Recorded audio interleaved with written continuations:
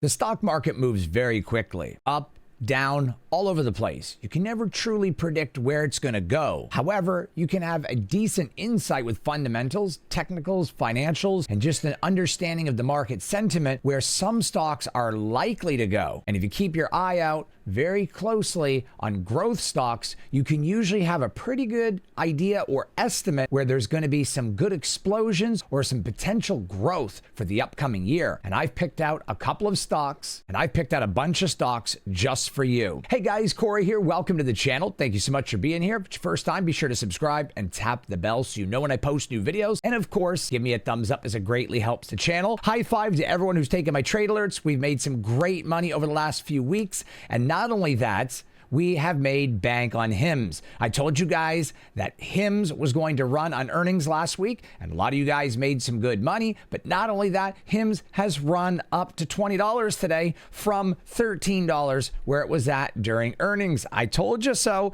We've made money on Rivian, HIMS, Palantir, SoFi, and many others. So if you guys want to get these trade alerts, be sure to sign up for the newsletter right there on the screen, as well as the information box below. The first 100 people not only get the tips and strategies, news, fundamentals, technicals right to your email, you're also going to get free trade alerts. And I'm also launching my full Discord and course to help you become a better trader, to learn all my strategies that got me from 13,000 to 7 figures in just over 4 years. There is limited spaces available for that. So be sure to sign up for the newsletter and reply to the response letting me know you want in, because I have to reserve a certain amount of people's positions, and after that we will be full. So be sure to do that, or email me, Corey@investwithcorey.com. I just want to point out that I'm not a financial advisor and this is not financial advice. However, I'm here to teach you technicals, fundamentals, financials, different strategies to become profitable in the market. However, it's ultimately up to you to decide which stocks you'd like to buy and how much of a position you would like in those stocks, as it's ultimately your money. There are many stocks in the stock market, a lot. So it's hard to understand where to even begin looking, let alone find a stock that's going to go up. However, I've been in the market for a long time and I've picked out some stocks that you guys are going to love. I've got a couple that are most important, but we're going to start from the bottom, and I'm going to give you guys 2 bonus picks. So we're going to start at the bottom. I have 7 stocks. Number 7, Shopify. Now, Shopify, the reason why I picked this is because it's hit an all-time low. It spent a lot of time at $75, $80 or higher. Now it's down to $58. So Shopify beat the earnings estimate. They did a great job on that. However, their forward-looking statements and guidance for the rest of the year was a little bit more flat, which had some investors worried. There's a lot of different things that go into this, but they didn't quite meet the forecast. So Shopify sold off. However, going forward into the summer, I anticipate that Shopify is going to be somewhere in the $65 range. And by the 3rd and 4th quarter, we're going to see Shopify into the high 60s. If their earnings get better, or at least meet or beat the estimates, and they progress, if their earnings meet or beat the estimates going through the rest of the year, and they get better in the beginning of next year, I see Shopify getting back on track for $80 to $90, which right there would show a 30 to 40% return by New Year's, plus covered calls. The only reason why I place Shopify in 7th place is because it's $58 a share, and most of you guys may not be able to afford to have that size of a position in just 100 shares. Otherwise, I would put it higher in this list. Number 6, Affirm. I like Affirm. It's a really good stock. They're not quite profitable like, say, Shopify. However, they're continuing to grow year over year, little by little, working their way to profitability. What really sets Affirm apart is their forward-looking, and that has got a lot of value baked into Affirm because of their potential growth. The fair value on Affirm isn't quite where it's at right now. It's a little bit expensive. However, they just partnered with Visa for some exclusive payment opportunities. So that is going to provide a lot of benefit to people who hold Affirm. It's already up $1.50 since last week. Affirm is a very good stock. I've been trading Affirm nonstop for the past 3 years. I got in a couple of years ago when it was 22, 23 $23, sold off around 40, got back in at 30. I'm still in at a profit. Affirm is a good stock, a lot of juicy premium uncovered calls, very good stock and affordable for most people. $3,000, significantly cheaper than Shopify. It's about half the price, and Affirm's price target with most analyst ratings is between $38 and $41 at the end of the year. So if you get in now, you're looking at about a 20 to 25% return by the end of the year, which is 6 months, plus covered calls. Affirm has some of the best premiums for covered calls. You can make on a 25 delta, you can make $30 to $35 a week, which is a lot more than any other stock I've dealt with. In fact, it's almost as good as Nike. Nike returns a 25 delta at around $50. Affirm is a third of the price, around $35 to $40. Affirm has got a lot of volatility and juicy premiums, but it's not extremely volatile. It's around 60 to 70%, which is the sweet spot. Above average, but not crazy. So consistent returns if you guys go with Affirm. I got a Leap option on Affirm, and I have 1,000 shares on Affirm, and I've made almost $700 against my Leap option in my small brokerage in the last 2 months.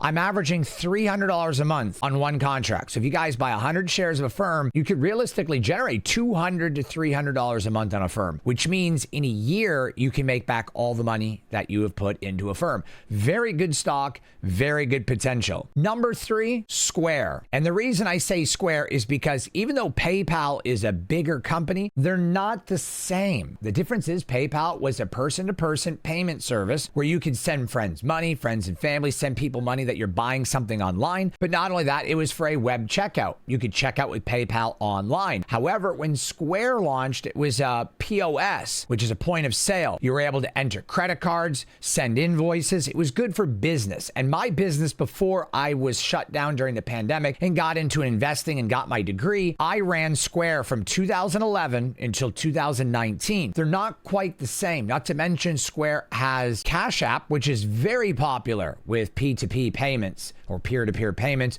friends and family payments. Not quite, I guess you could say, as popular as PayPal, and only because PayPal is more popular internationally. But in the United States, Cash App is extremely popular, and Square's one-year price target is $95 on multiple sites, and you can get it around $73 right now. So again, a 25% return, not including covered calls, which are very juicy on Square. And Square is a very good company. They're profitable. They have a lot of cash. I want to point you guys into the direction here of the balance sheet. Square has a net debt of negative $2.16 billion, and PayPal has a net debt of negative $2.58 billion. That means after being in the business 14 years longer than Square, they only have about $400 million more in cash. That shows you how rapidly Square is growing. They have $2.16 billion in cash that they are sitting on. Cash flow positive $457 million. Operation activities almost $500 million, up from the previous quarter drastically. They brought in $6 billion in revenue. PayPal brought in $7.74 billion. So look at this. Square is only behind by $1.7 billion in revenue, and they're only behind in $400 million in total cash, yet they've been a business for only half the time. Square is doing a fundamentally perfect job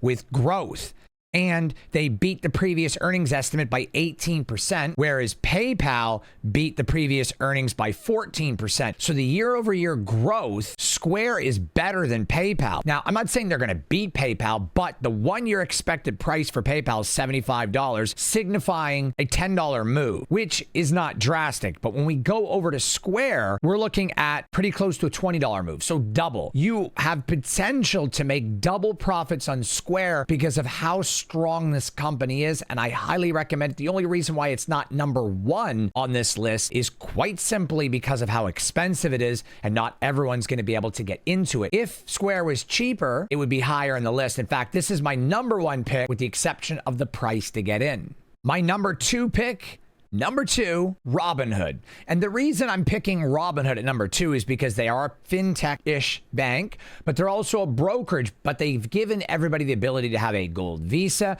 a cash account. You can transfer your assets, sell them, send them to the cash account, which comes with a routing and a checking number. So essentially, it's a fintech account with a brokerage, and they have really stepped up their game. Robinhood has beaten the earnings estimate 4 quarters in a row by over 320% in the previous quarter and this this past quarter, over 200%. In my opinion, Robinhood is going to find its way into the $30 and $40 range in the next year or two quite easily. In my opinion, based on technicals and fundamentals, I see Robinhood hitting high 20s by the end of the year. And in the next 2 to 3 years, Robinhood could very well see $50 to $70 price points. But most realistically, I see Robinhood in the $30 to $40 range in the next year. Very good play if you get in now. You could easily 50 to 100% return, which is double your money. In fact, Robinhood's already up $3 a share in the past week. Very good buy and fairly affordable at $2,000 for 100 shares. Recently, I added 500 shares to my Robinhood position at $17, which is really good for me because Robinhood went to $20 a share. Granted, my most recent addition in my small brokerage, I ended up taking losses on covered calls and they're now deep in the money, so I could show you guys a rolling video, which is right there. However, I'm just going to keep rolling out to save those shares because my average price is $17 and I don't know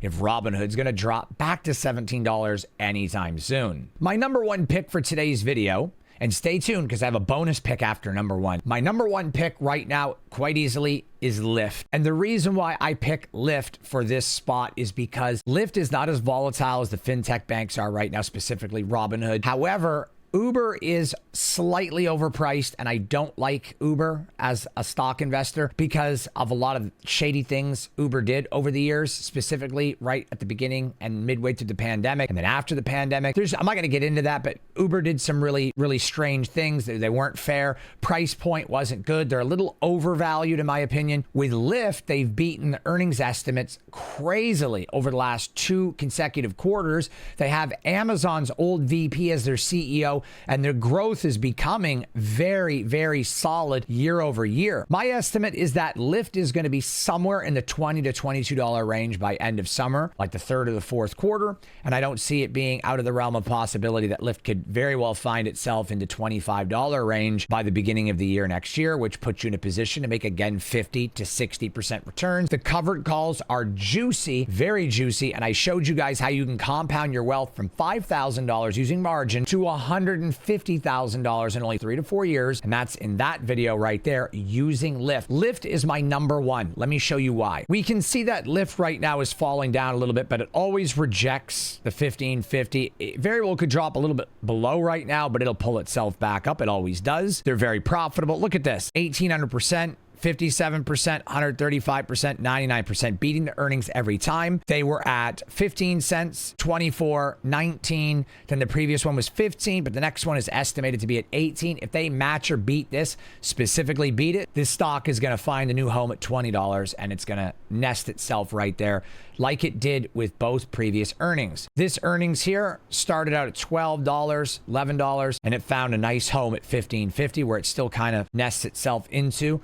$15.50. However, the previous earnings, you guys will see right here, it found a new home in the $17 range. It's dropped off a bit, but I believe it will recover. Lyft is very, very good buy right now, in my opinion. The 1 year forecast is $18.50. Mine's more like $20, which gives you guys a nice $4 upside. I'm dollar cost averaging. I have a ton of Lyft. I added 500 more shares today. I'm at like 2,500 shares of Lyft. Very, very good buy. And I think this is pretty much the best opportunity. I don't see Lyft going further down. I mean, it might go down to $15.50 or $16, which it's already at right now, but I don't think you're going to find much more of a bottom. And considering the fact you can sell a 20 Delta, which is pretty far out of the money, like right now, the price is 16. You can sell a $17 call or a $17.50 call and still bring $15 per share, which is going to bring you $60 a month, which is really good. That's about a 4% return per month on safe covered calls. If I was to go with a $16.50 more aggressive, I would bring in a 7% return per month. Lyft is very good. This is my number one pick because it's very affordable. $1,600 gets you in. If you have $3,200 to buy Affirm, you could just buy 200 shares of Lyft and you could be collecting $30 to $50 a week juicy premium and covered calls. Lyft is my number one pick. However, I have a bonus for you, which doesn't really make the list because we've talked about it so much on this channel. It's just as good as Lyft. However, there is some risks to this bonus pick. This bonus pick is likely going to be included in the S&P 500. If it's not, it could drop, meaning